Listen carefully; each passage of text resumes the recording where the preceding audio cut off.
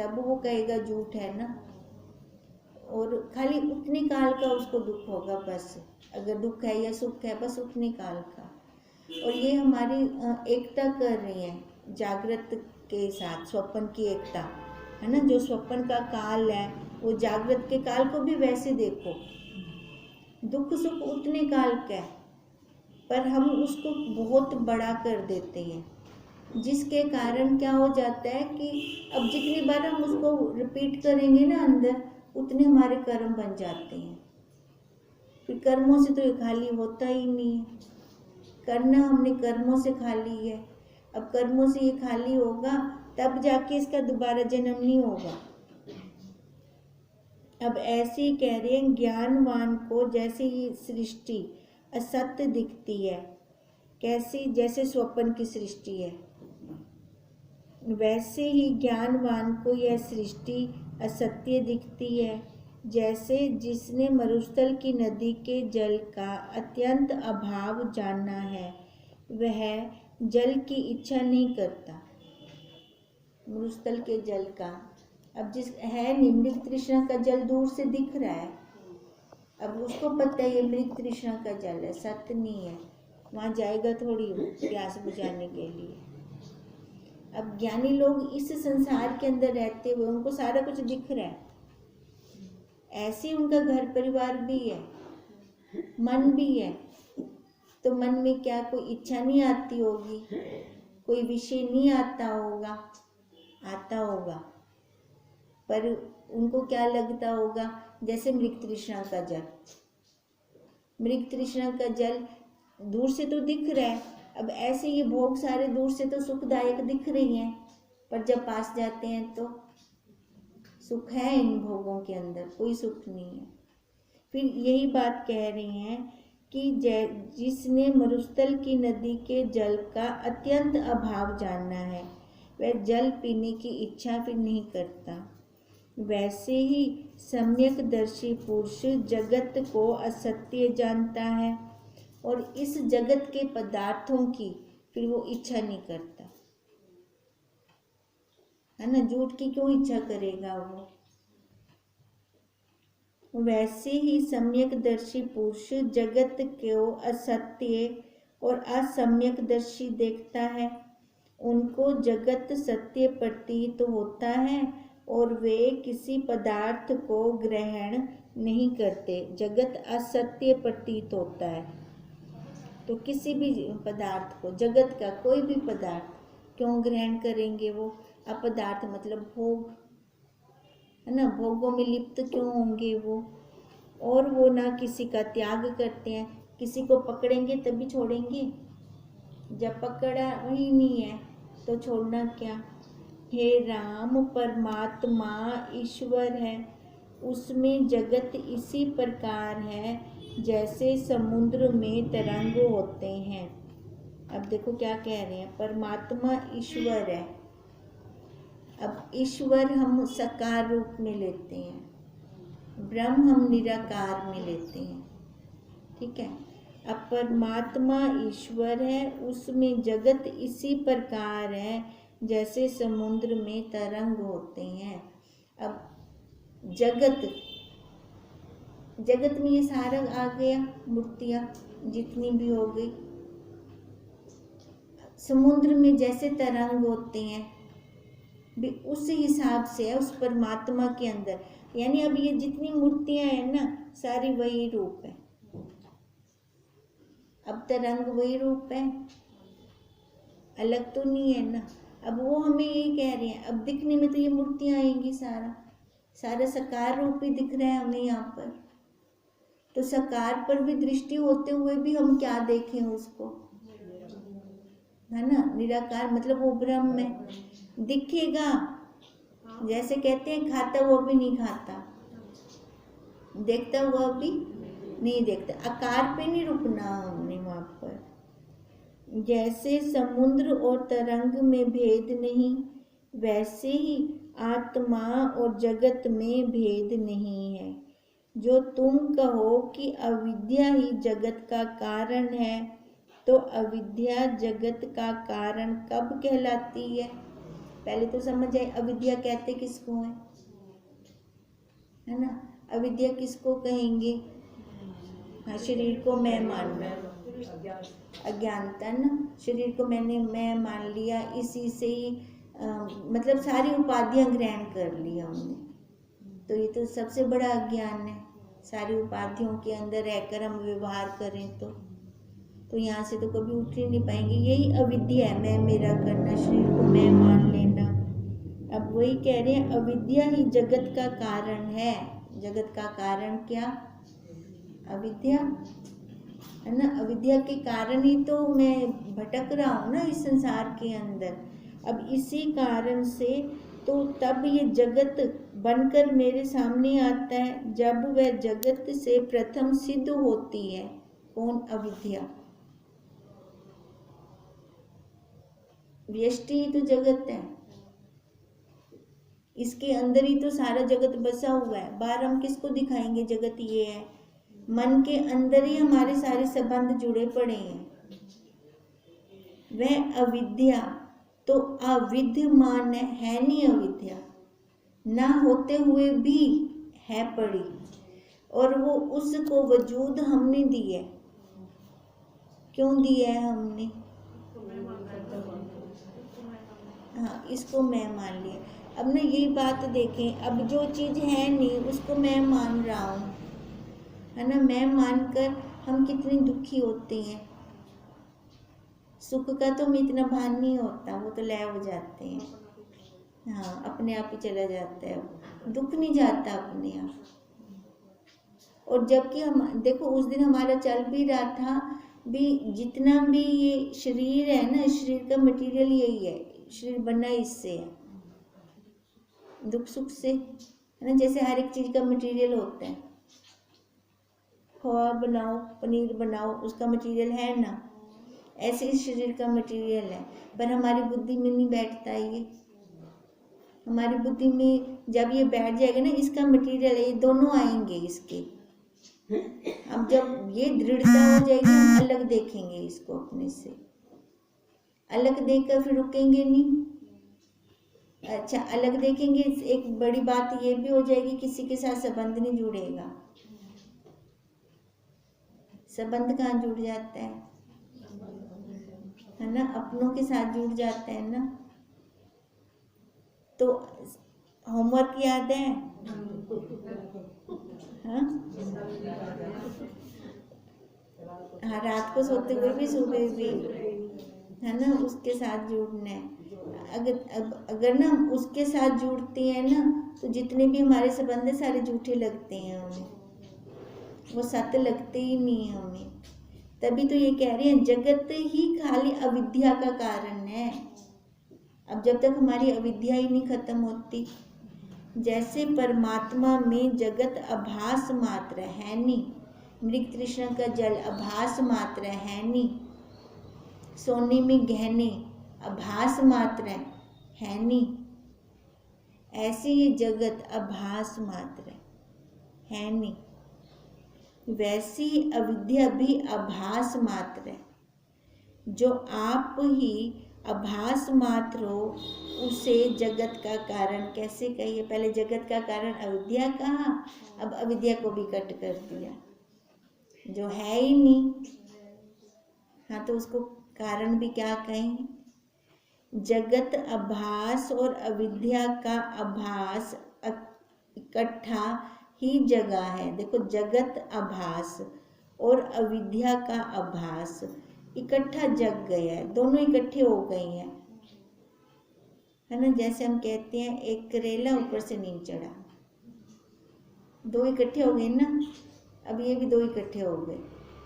अब दो इकट्ठे होने के कारण वो संस्कार जाते नहीं है। एक तो हम अपने संबंधों को सच्चा मान लेते हैं, एक अपने आप को सच्चा मान लेते हैं। हमें लगता ही नहीं है कि ये कभी मरेगा। दूजे दे अफसोस कर रहा हूँ लोग, कभी अपना भी लगता है दी ए भी मर से, ए तो लगता है हमेशा जिंदा रहे वैसे।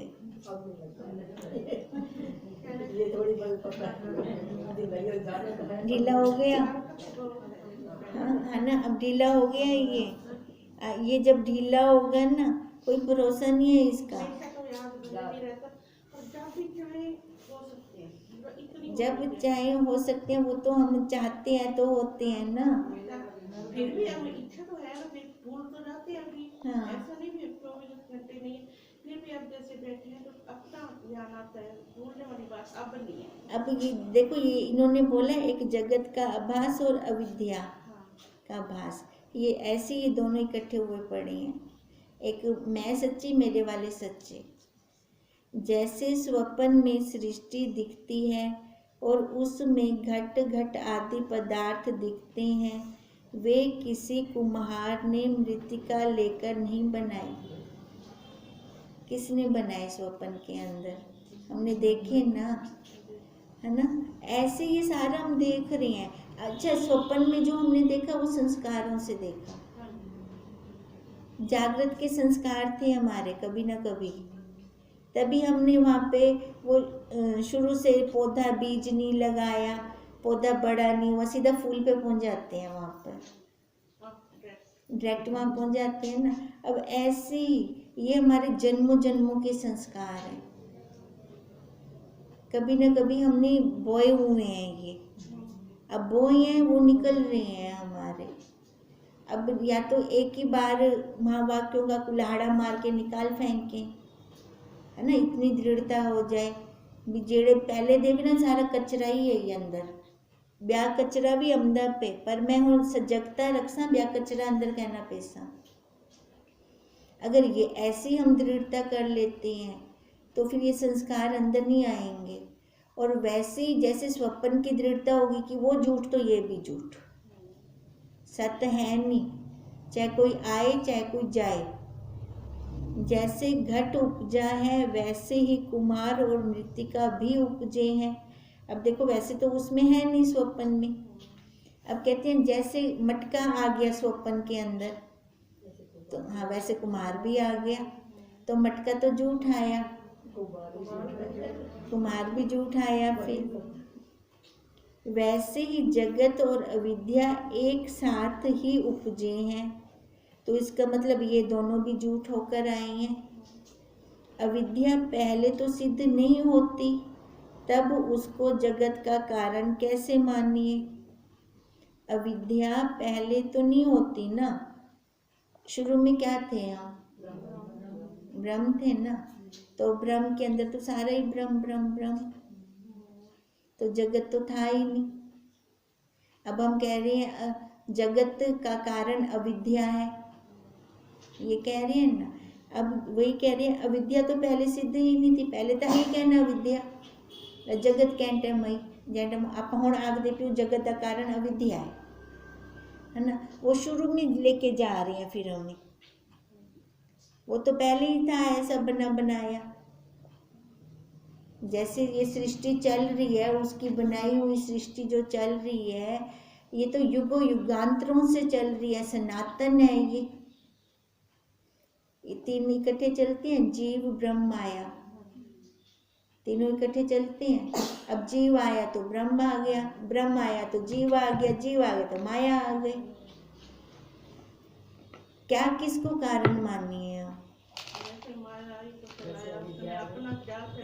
जाल फैलाया ना, जाल फैलते ही हम जीव बन गए, जीव बन गए ना। अब जीव बनते ही तो ये जन्म मरण शुरू हो गया, चक्कर शुरू हो गया। हे राम, परमात्मा से जगत और अविद्या एक साथ ही आभास मात्र उपजे हैं। जैसे हम कह रहे हैं ये तीन इकट्ठे ब्रह्म, जगत, ये माया, है ना, ये सारे इकट्ठे आए हैं। अब ये इकट्ठे ही आए हैं, पर है कुछ नहीं, पर वह आभास कुछ वस्तु नहीं, ब्रह्म सत्ता ही अपने आप में स्थित है। अब यही ब्रह्म यही जीव, कोई दो दो थोड़ी है इसके अंदर। हम कहें ब्रह्म अलग है जीव अलग है, जब इसकी वृत्ति अंदर चली जाती है अपने स्वरूप में आ जाती है, यही ब्रह्म हो जाता है। और जब वृत्ति बाहर गई है ना। फिर वही तुच्छ जीव हो गया ये। अब जीव की औकात क्या है? पानी के बुलबुले के समान, इससे ज्यादा नहीं है। ब्रह्म का कभी अभाव ही नहीं होता, उसकी औकात है ब्रह्म की। तो हम अपनी औकात कहाँ पे आके, हम ब्रह्म वाली औकात रखें हम अपनी, है ना।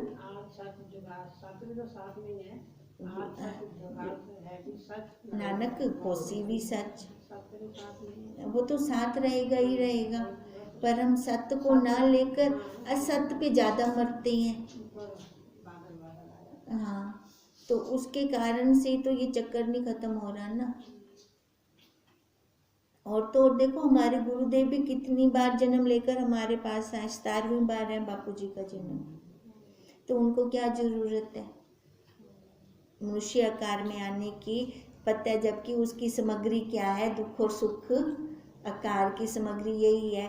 वो लय क्यों नहीं हो रही?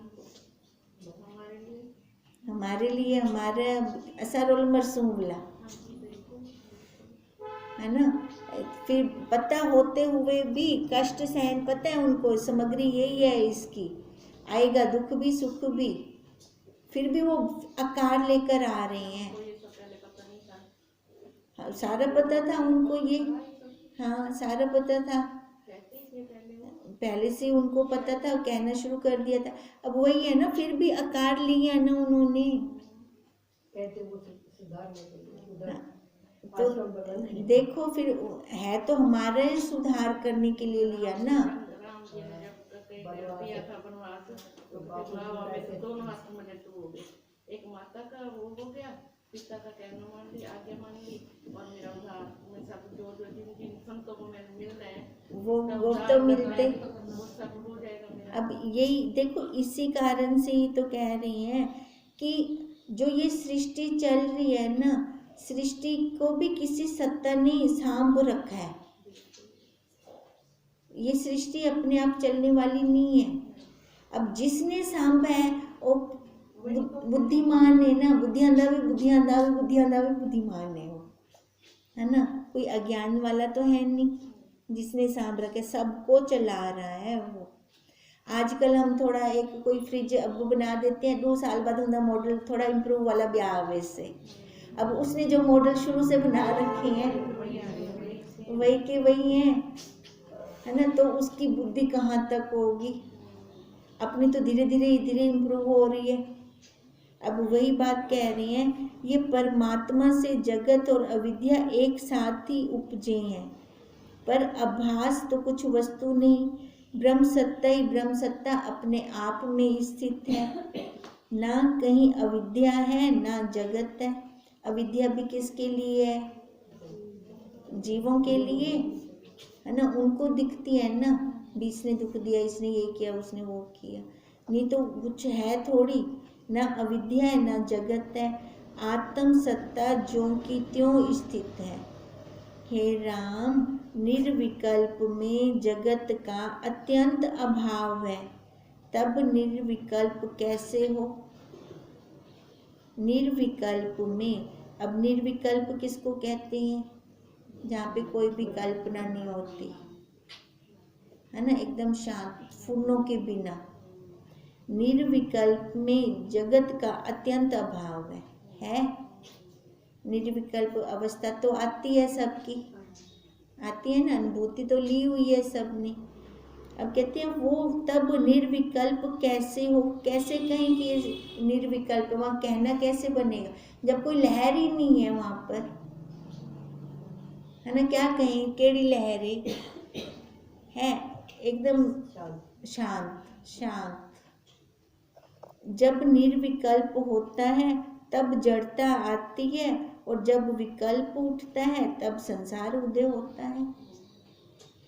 जब निर्विकल्प होता है तो शांत हो जाता है जड़ता, और जब विकल्प उठते हैं, उथल पुथल हो गई, है ना, तो फिर वो संसार खड़ा हो गया वहाँ पर। जब ध्यान लगाता है तब ध्याता, ध्यान और ध्येय त्रिपुटी हो जाती है। अब उसको हम काटते हैं, फिर उथल पुथल होनी शुरू होगी, फुरने आने शुरू हो गए, फिर हम उसको शांत करते हैं, है ना। विक्षेप वाले मन से कोई काम सिद्ध नहीं होता, कोई काम नहीं सिद्ध होगा, ना संसार वाला ना अपना परमार्थ वाला। शांत मन से दोनों काम सिद्ध होते हैं। अब वही बात कह रही है, फिर हम ध्यान लगाते हैं तो ध्याता बन जाते हैं, तो मतलब हम काटना शुरू करते हैं, फिर ये त्रिपुटी बन गई, ध्याता ध्यान ध्येय। अब ये त्रिपुटी कहाँ आई? शरीर के ऊपर, शरीर पे बैठते हैं तब ये त्रिपुटी बनेगी। इस प्रकार तो निर्विकल्पता सिद्ध नहीं होती। त्रिपुटी बन तगी ना, मैं शांत हो रही हूँ, मतलब काट रही हूँ विचारों से परिस्थिति को, पर अभी तो बनी बैठी हूँ तभी काट रही हूँ, है ना। तो ये मतलब काटना भी ना हो, काटना भी ना हो, ये बनते हैं तो काटते हैं। इतना अभ्यास हो, इतना अभ्यास हो कि लहर आए जाए कोई असर कहने, है ना, ऐसी लहरें आई जाए कोई असर ना हो। निर्विकल्प वह है जहाँ चित्त की वृत्ति ना फुरे, पर तब भी स्वरूप की प्राप्ति नहीं होती। कहते हम ये भी कर लें कोई वृत्तियाँ ना फुरे, तो हम कहीं स्वरूप की प्राप्ति हो जाए। अब प्राप्ति हो जाए मतलब प्राप्ति हो, ये भी तो भी है ना, है ये है भी है ना, अलग है ना, हाँ, अलग है ना। तो वो मान लो कि वो भी नहीं है जगह, वहाँ पे तो कुछ है ही नहीं। आई ना, हाँ कुछ भी ना आई। बिल्कुल, वो है अपनी अवस्था, हाँ, बिल्कुल। क्योंकि वहाँ भी अभाव की वृत्ति है। अभी हाल ये आई कहनी, अपनी आई कहनी, ध्यान रहे ना। हाँ, वहाँ पे भी अभाव की वृत्ति सुषुप्ति सी रहती है। सुषुप्त रूप जड़ आत्मक है, साविकल्प सुषुप्ति में भी स्वरूप की प्राप्ति नहीं होती, क्योंकि वहाँ तो सामने से इच्छा हो रही है, वहाँ पे भी नहीं है। इसलिए सम्यक बोध का नाम निर्विकल्प है। अब निर्विकल्प उसको नहीं कहा जहाँ कोई फुरना ना उठे, जहाँ कल्पना ना हो। सम्यक ज्ञान, अब सम्यक ज्ञान क्या हो गया? सही सही का मतलब ये हो गया कि कोई इच्छा आए ना किसी को मतलब काटना पड़े, है ना, ना आए ना हटाए, आना ना जाना, दोनों ना हो, जहाँ पर वो वाली अवस्था है अपनी। अपना पाए अपना पाए। हाँ, हमें ना कुछ करना पड़े, हमें कोई पुरुषार्थ ना करना पड़े, वहाँ देखने की भी नहीं रहती जरूरत, हम दीपे वेंदी पे बस मस्त मौला, बस वही वाला हो अपना स्वरूप। तो उसके लिए तो पुरुषार्थ चाहिए। अब पुरुषार्थ ऐसा होगा कि यहाँ से परपंच से उठना पड़ेगा। परपंच कितने हैं बाहर, इस परपंच से पहले उठें, है ना, 5 का पंजा लगा पड़ा है इसको, 5 के पंजे से उठो। और 5 का पंजा कौन सा है? 5 कर्म इंद्रियां, 5 ज्ञान इंद्रियां, 5 प्राण हो गए, है ना। तो मतलब ये इन सब से उठना पड़ेगा पहले हमें, उठेंगे फिर समझ आएगा कुछ हमें। और ज्ञान के लिए पहले ही वो कहते हैं सत्वगुणी अंतःकरण चाहिए, ज्ञान वहाँ ठहरेगा। रजतम वाला अधिकारी ही नहीं है इस ज्ञान लेने का, है ना। पहले फिर हम यहाँ पर आए कि मैं देखो मैं ज्ञान के अधिकारी हूँ। कई बार कहते हैं ना, यहाँ से बाहर निकलते हैं भूल गए सारा, याद ही करने दिया आज क्या चल आई क्या ना चल आई। तो मतलब फिर अपने आप से हम बात करें, भूला क्यों, है ना, भूला क्यों, तो इसका मतलब कौन सा गुण चल रहा है वृत्ति के अंदर, है ना। तो ये पहले अपने आप को भी तो देखें ना, सत्व गुण वाला ही अधिकारी है इस ज्ञान का, उसके अंदर रुकेगा ये ज्ञान, नहीं तो रुकता नहीं। फिर ये रुकेगा नहीं तो काम नहीं बनेगा अपना, उड़ो भी तो मारे, फिर काम तो हमने बनाना है ना अपना। अच्छा, ये अकारण जो